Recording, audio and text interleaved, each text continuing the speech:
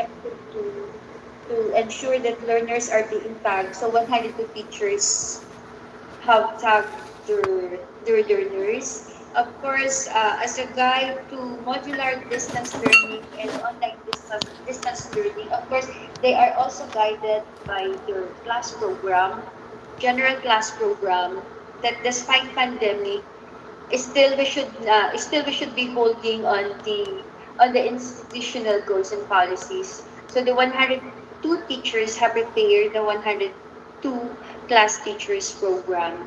And then, of course, from time to time, if parents are requesting for a change of modality, of course, we allow them.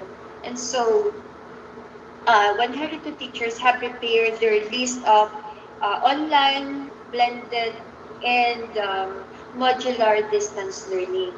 And then, of course, to strengthen the learning of our learners, we need to give support on our distance learnings, online and modular, through video recording lessons, no, for MDL teachers. So each teacher um, is required, is encouraged to prepare their own video lesson in one subject area, and then everybody will be provided now. So if there are 9 learning areas, there will be nine support videos, and then all of them will be having the 9 kasi po magbibigayan sila. So we are glad to that because prior to that memorandum, we do that in the school level, and we have confirmed that at least we are on the right track when the memo was downloaded to us. So, video recording lessons as support to distance learnings, of course, are quite very good and helpful to our learners.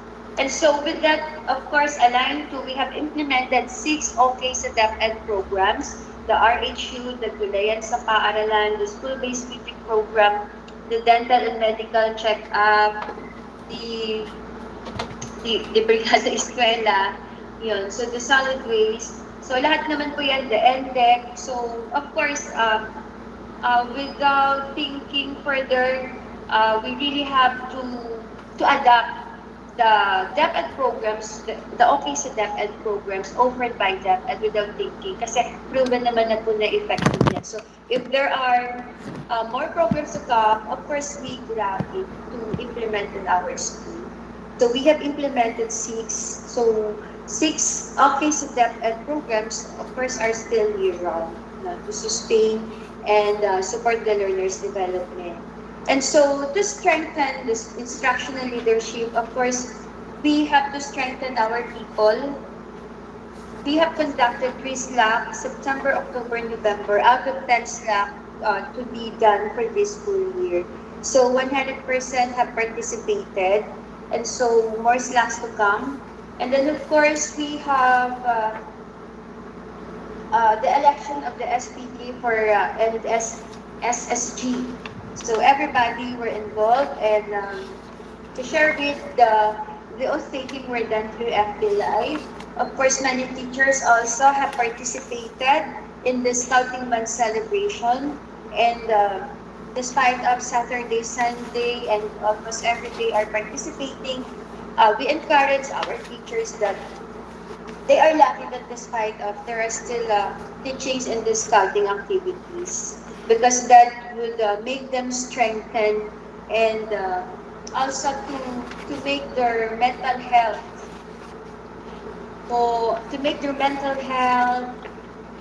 relax, because of, for example, a boat lesson in the scouting. Another is objective 3. Objective in the instructional leadership is the providing, of course, of technical assistance from time to time to learners using our master teachers, sharing with them, collaborating with them. This is unlimited, no reservations. Whatever we see that is needed, and we have something to give or to share, so we do it with our teachers. So, of course, all of them were observed. The COT is not yet done, but the 100% of teachers were observed, even let's say walking with the talk. So we gave TA in group by grade level according to their needs. Now, for example, the grade 1 beginning reading, the grade 2, the grade 3 dapat effort na sila. So, it depends on their needs. So, contextualize pa din po according to their grade level. So, accomplished in the first quarter but still, of course, continues year-round for this school year.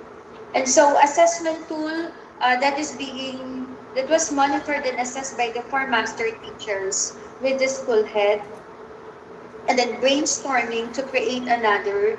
And then, of course, the budget reports always being reiterated to teachers to check if that is tallied with the bow to melt with the school calendar of activities. So, it's school-based depending on the context of learners. So, of course, surely their learnings will arise because of contextualizing. And so, for the newly hired teachers, we have 26 junior high school teachers. No, they are almost done with their TIP.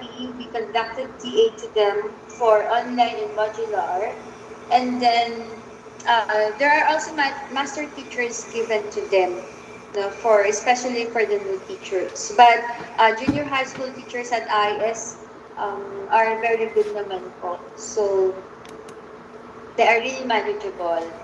And then we have conducted TA with using the MELT. We reviewed the MELT. We aligned the MELT with the modules in order that to give value also to the modules and not also to waste time. So we have a checklist of MELT if already been discussed in the modules or to check if that is already done because the coming of modules sometimes are done and then we have printed and so we check it and so that's why wala pong modules na nawi-waste. Yun. So another improving the instructional leadership is of course to provide TA on teachers and learners intervention.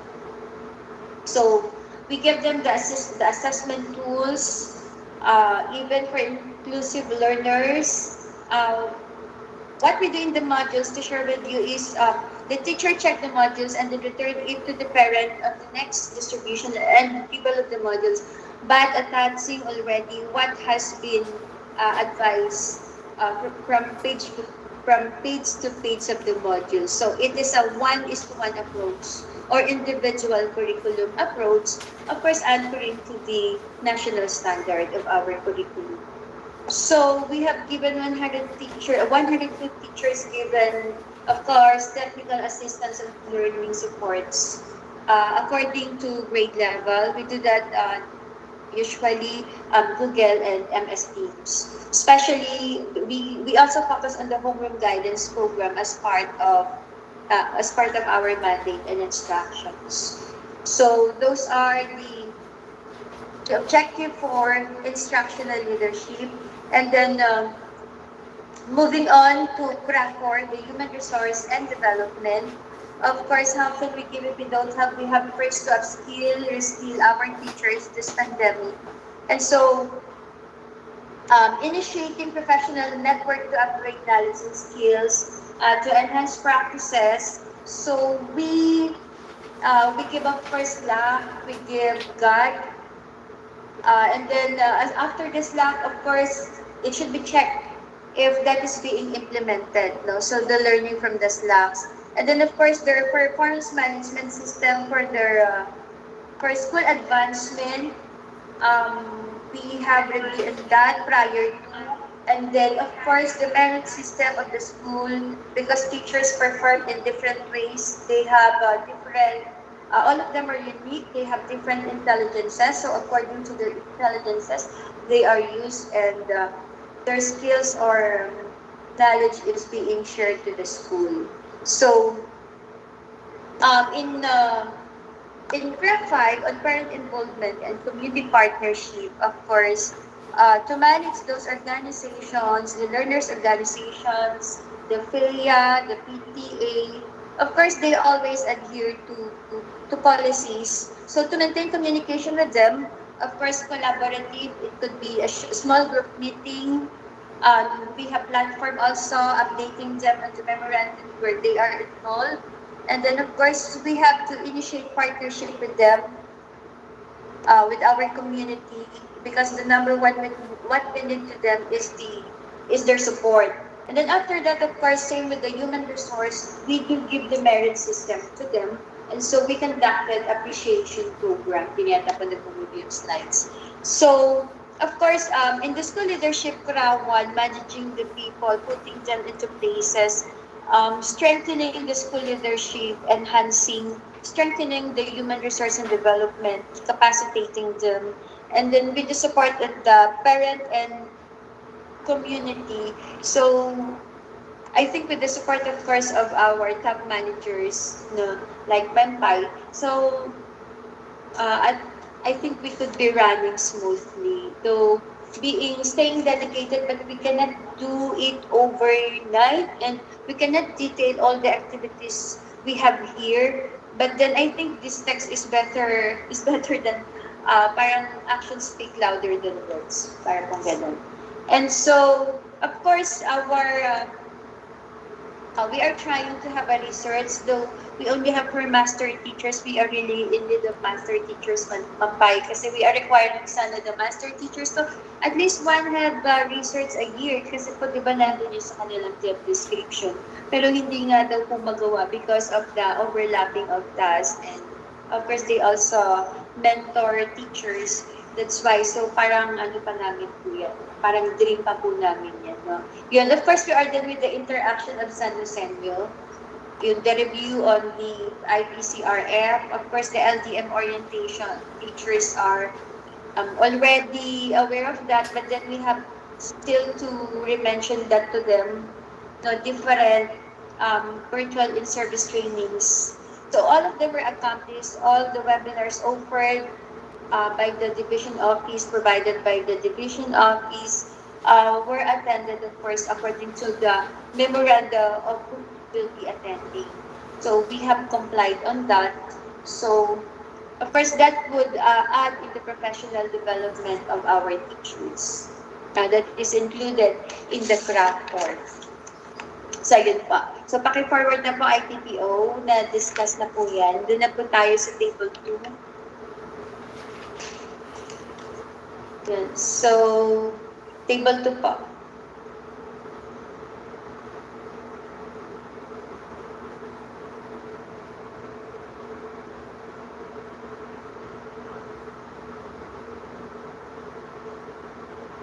Yun po. So, for the first quarter, we have, for physical accomplishment, quarter and cumulative, we have 100%. Our allocation for the quarter is 456,266, and obligated 447,743, obligated and disbursed, a total of 98.13%. So, a remaining of 100 minus 98.13% is for December expenses for utilities and internet connections, and for our utilities. And so for the deployment, for permanent position, we have 77. All position are filled. Of course, wala pong unfilled. Then, number of contractual and job order personnel, with our 1,000, less than 1,200, we have 22 junior high school teachers out of 28 advisory class that we have organized. So, yun nga po yung reasons. No teacher yet, naubos na po yung mga applicants, so wait na lang po tayo by January for another additional to be hired. But these 22 out of 28 sections are nagagawa naman po ng remedyo, and we took that as a challenge, that we were able to still give the needs of our learners regarding the distance learnings. So with that, despite of the news challenges, we never stop, because we try to be always enthusiastic para sa bata, para sa bayan. Yun po. Good afternoon, and thank you, Ma'am Pai. I am willing to hear for the new opportunities of learning. Thank you. Thank you po, Ma'am Beth. Thank you po for that comprehensive report. Could you hear me na? Opo, patawad lang po at medyo maano lang po yung boses. Ma'am, paakyat po tayo sa CRA. Yes po. Ma'am, i-synthesize po natin na this is again, I'd like to extend our appreciation to the whole team of PPP. Masabi po ang efforts nila ay well appreciated po. Ma'am, general comments lang po. I-synthesize po natin yung ating mga activities. Example po, as what I have said, i-check nyo po alin po dun sa mga activities na yon ang part ng pre-implementation, ng during implementation at saka ng post-implementation. Ang i-highlight po natin yung nasa during implementation like presentation of BERCOP, tapos ilang beses nyo po ito ipiniresent sa inyong stakeholders. So ilalagay nyo po, kailangan po may number. Kailangan po may number tayo sa output indicator. Example 3, BERCOP presentations conducted. At kung kani-kanino nyo po yun ikinonduct, yung po ang ilalagay natin sa remarks. Yes, ma'am. Ganun po. Tapos po, meron po kayong nilagay sa CRAT 1 na dapat po ay nasa ano po siya, CRAT 3, Objective 1. Yung po ito yung sa UMS ninyo. Na example po, yung mga sa UMS po, parang accreditation po yun. Ililipat nyo po ito sa CRAT 3. Lahat po ng pang-curriculum, ma'am, ililipat po natin sa CRAT 3 po. Okay po, ma'am? Tapos, opo, ma'am. Ma'am, tapos po, may mga capacity building po tayo na nakalagay din sa CRA 1. CRA 1 po. Lahat po ng capacity building, ma'am, na pertaining to, alam niyo po yung capacity building na hindi siya meant for TA, but upskilling, ilalagay po natin ito sa CRA number 4, Objective 1. Opo, ma'am. And then, yung mga localized test din na nasa CRA 1, ililipat nyo po sa CRA number 3. Opo. Lahat din po ng mga capacity building on list, resource management, ilalapat nyo po din sa CRA number 4, Objective 1. Okay po. Ma'am, punta tayo sa summary. Punta po tayo sa summary. Ma'am, yung slides natin ay TTO, please. Opo. Nawawala na yung slides. Pampay, paulit po. Opo. Sa ano po tayo, ma'am? Ma'am ha, wala tayong year round ha. Hindi tayo maglalagay ng year round. Kunyari, ma'am, ang target natin ay pwede pong last working day of every month. Tapos kung kailan po natin siya na-accomplish, yun po ang ilalagay natin sa date of accomplishment. Hindi po pwede na may, example po, ang targeted natin ay 100%, tapos yung accomplished natin ay 100, tapos status of activity ay ongoing. Ano, ma'am? By quarter po tayo by quarter pala. Opo, ma'am. Kahit po ang activity ay year-round, may natapos naman po kayo eh. May natapos naman po kayo. So, yung the next process for that activity, sa second quarter na lang natin ilalagay. Yes, ma'am. Opo.